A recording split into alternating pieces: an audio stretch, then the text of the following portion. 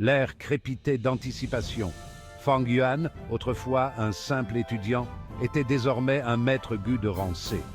Sa victoire à l'examen annuel de l'Académie n'était pas un mince exploit.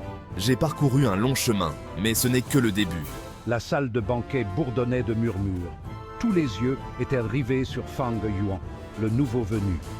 Ses camarades de classe, autrefois ses égaux, le considéraient maintenant avec un mélange de crainte et d'admiration.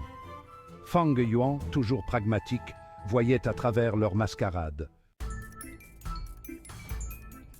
Le banquet était un spectacle d'extravagance.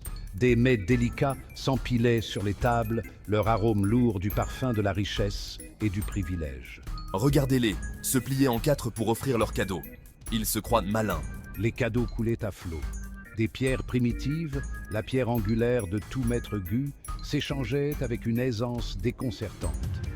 Fang Yuan acceptait leur tribut avec un amusement détaché. Ils voyaient clair dans leur motivation superficielle. Ils pensent que ces pierres achèteront ma loyauté. Quelle naïveté! Alors que Fang Yuan observait la scène, une froide réalisation le frappa.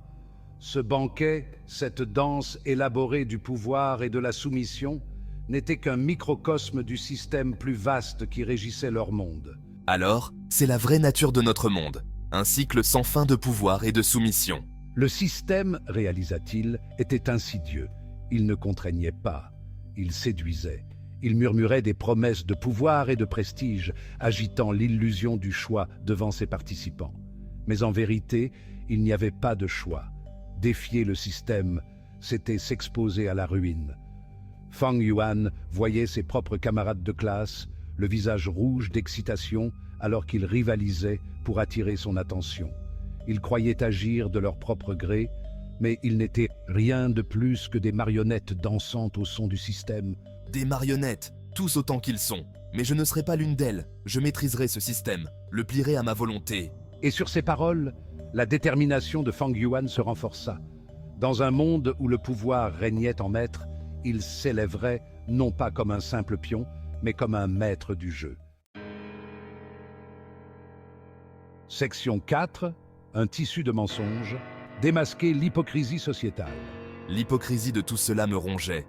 Ces étudiants, si désireux de me soudoyer, étaient les mêmes qui m'avaient rejeté quelques jours plus tôt. Leur changement d'attitude soudain témoignait de la superficialité de leur morale.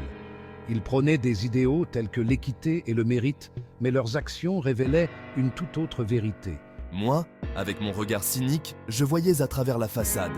J'avais compris que dans ce monde, la moralité était un outil brandi par les forts. C'était une arme utilisée pour justifier leurs actes, maintenir leur emprise sur le pouvoir et maintenir les faibles à leur place.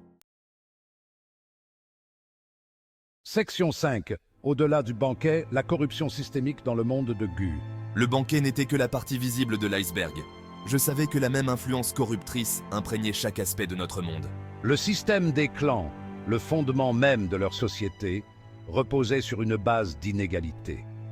Ceux qui naissaient dans des clans puissants héritaient de vastes ressources et d'une influence considérable. Même la voie vertueuse, avec son supposé accent mis sur la justice et la compassion, n'était pas à l'abri du contact corrupteur du système. Derrière leur façade vertueuse, les sectes vertueuses ne différaient en rien de leurs homologues démoniaques.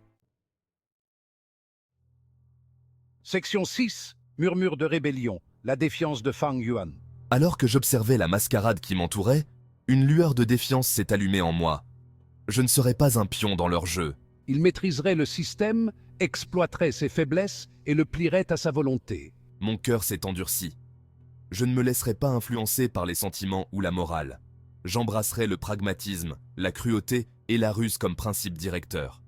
Je deviendrai le prédateur ultime, l'être suprême dans un monde où seuls les forts survivent. C'est ainsi qu'a commencé le voyage de défiance de Fang Yuan.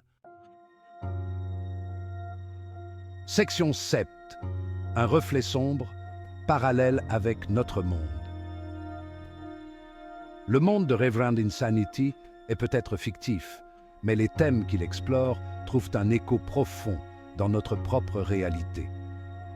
Nous vivons, nous aussi, dans un monde où le pouvoir dicte souvent l'influence, où les hiérarchies sociales façonnent nos interactions et où les inégalités systémiques persistent.